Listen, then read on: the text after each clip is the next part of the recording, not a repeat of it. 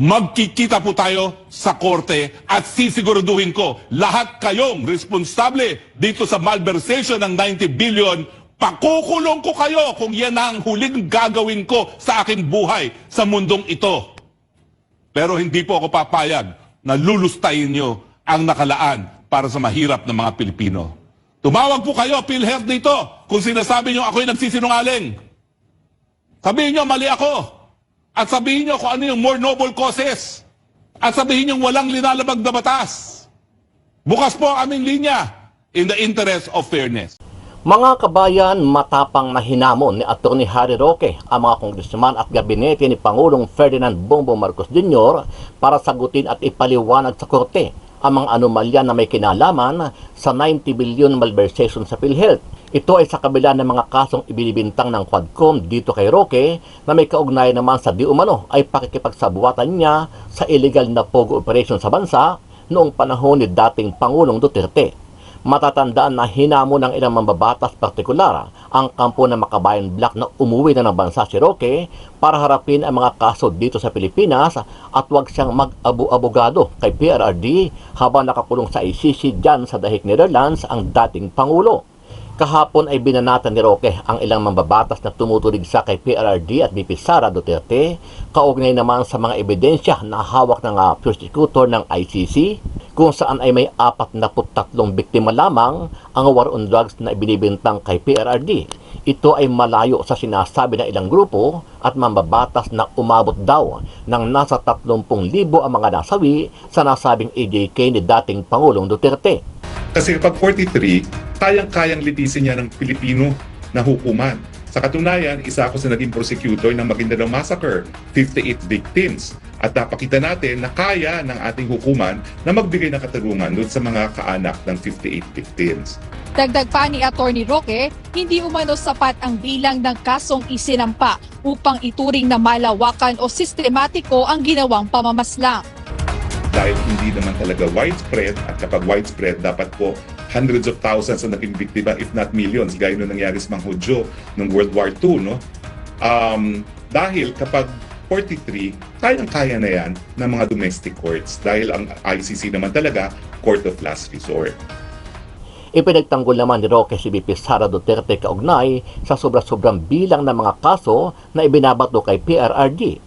Matatandaan na sinabi ni VP Sara na masyadong naging OA o fake news ang mga binabalita ng mainstream media na malayong malayo sa katotohanan.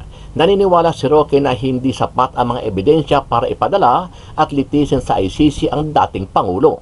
Wala pong masama sa sinabi si VP Sara. Ang sinabi lang niya, paulit-ulit kayo na 30,000 ang naging biktima ng tatay ko. Nasa na mga pangalan ng mga biktima na yan?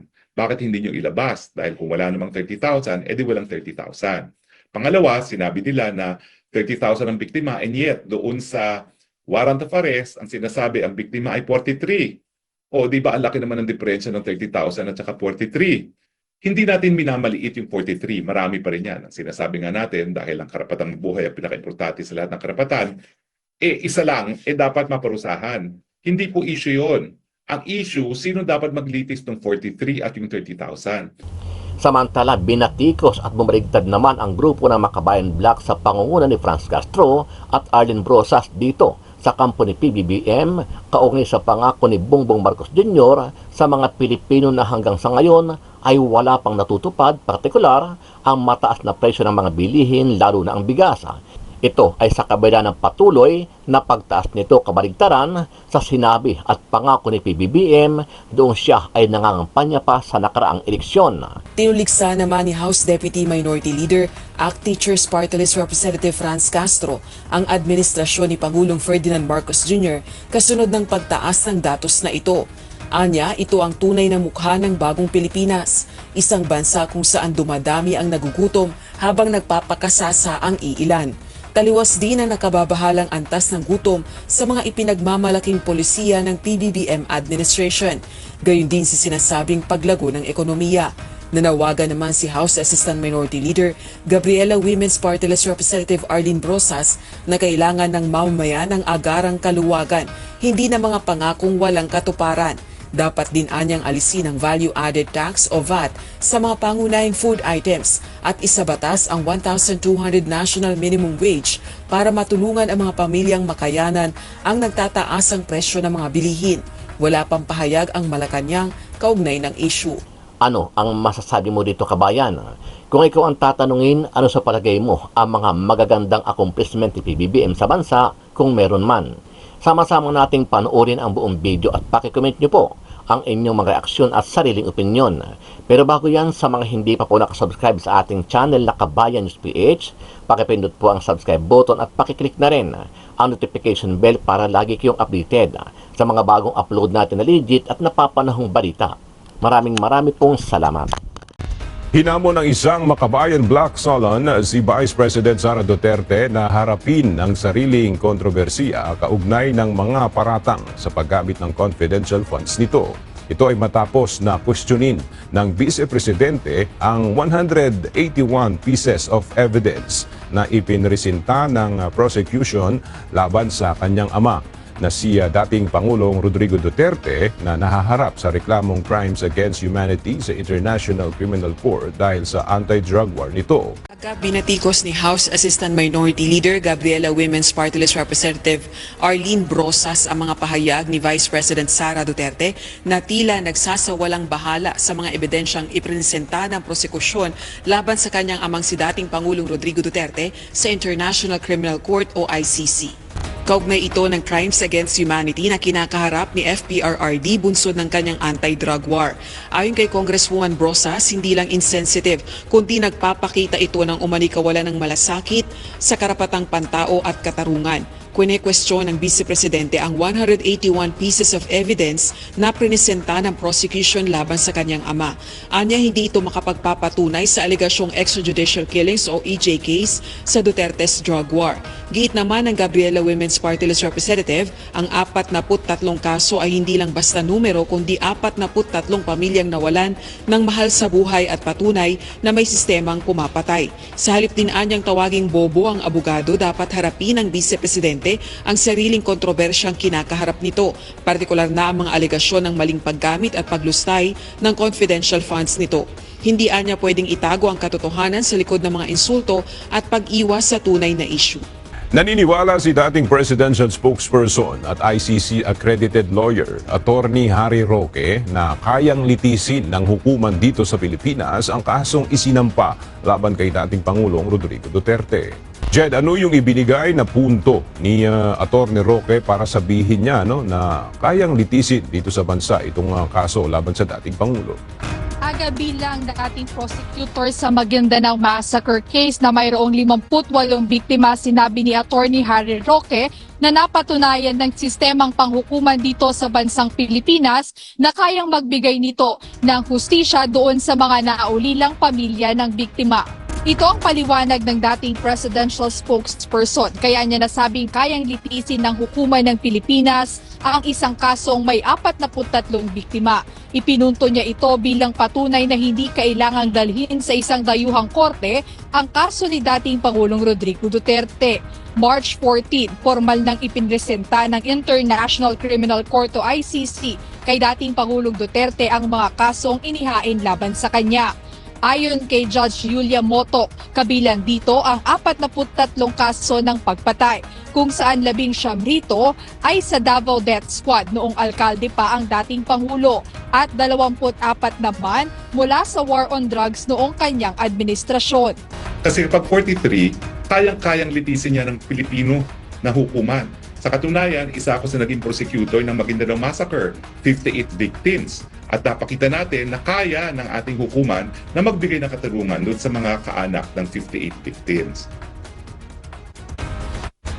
Dagdag pa ni Attorney Roque, hindi umano sapat ang bilang ng kasong isinampa upang ituring na malawakan o sistematiko ang ginawang pamamaslang. Dahil hindi naman talaga widespread, at kapag widespread, dapat po hundreds of thousands ang naging biktima, if not millions, gaya nung nangyari sa mga Hudyo noong World War II. No? Dahil kapag 43, kayang-kaya na yan ng mga domestic courts dahil ang ICC naman talaga court of last resort. Wala pong masama sa sinabi si BP Sara. Ang sinabi lang niya, paulit-ulit kayo na 30,000 ang naging biktima ng tatay ko. Nasa na mga pangalan ng mga biktima na yan? Bakit hindi nyo ilabas? Dahil kung wala namang 30,000, edi walang 30,000. Pangalawa, sinabi nila na 30,000 ang biktima, and yet doon sa warrant of arrest, ang sinasabi ang biktima ay 43. O di ba ang laki naman ng diferensya ng 30,000 at saka 43? Hindi natin minamaliit yung 43. Marami pa rin yan. Ang sinasabi nga natin, dahil ang karapatang buhay ang pinaka-importante sa lahat ng karapatan, isa lang, dapat maparusahan. Hindi po issue yon. Ang issue, sino dapat maglitis ng 43 at yung 30,000?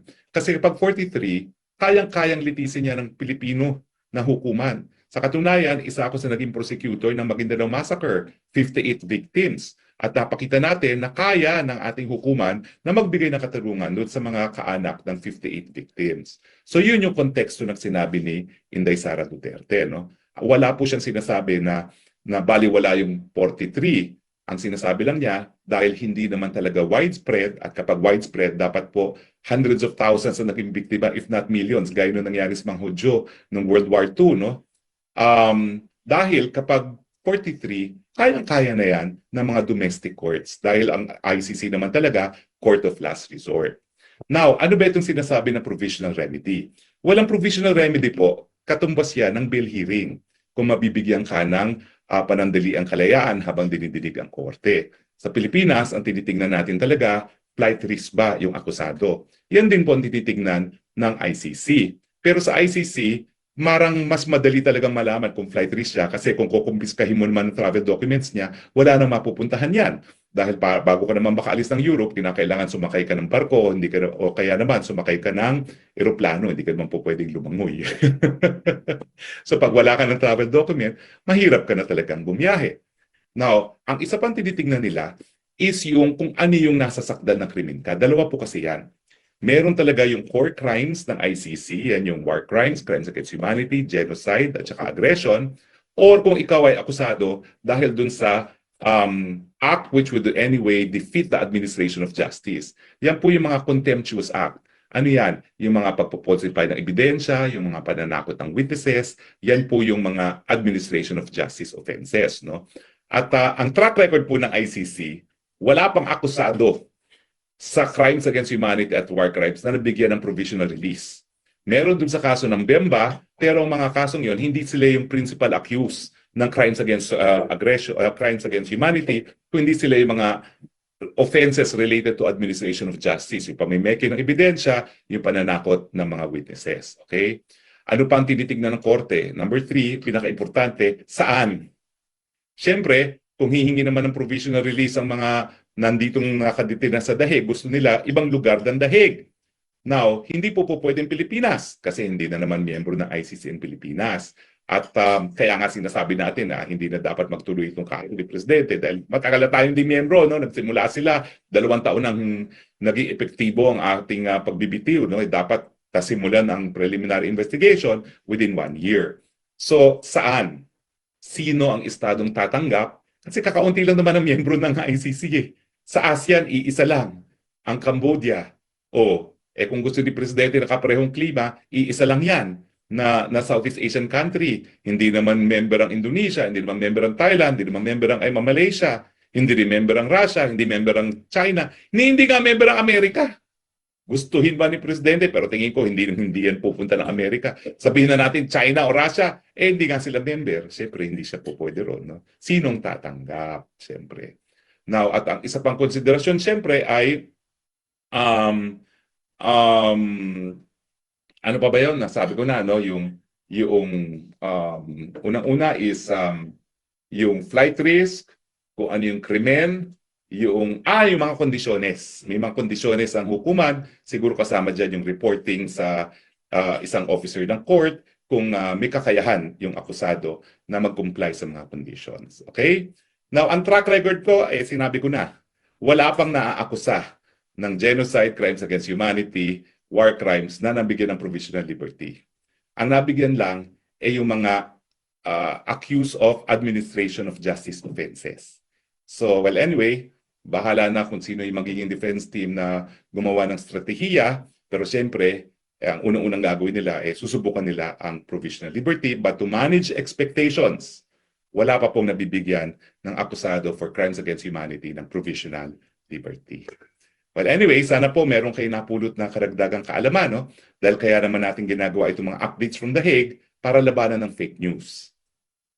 Nagganap lang po ang fake news kapag kulang ang kaalaman ng taong bayan, kaya nga po ang solusyon sa fake news, karagdagang kaalaman. Hindi po batas laban sa fake news dahil nakasaad po sa saligang batas, no law shall be passed abridging freedom of expression.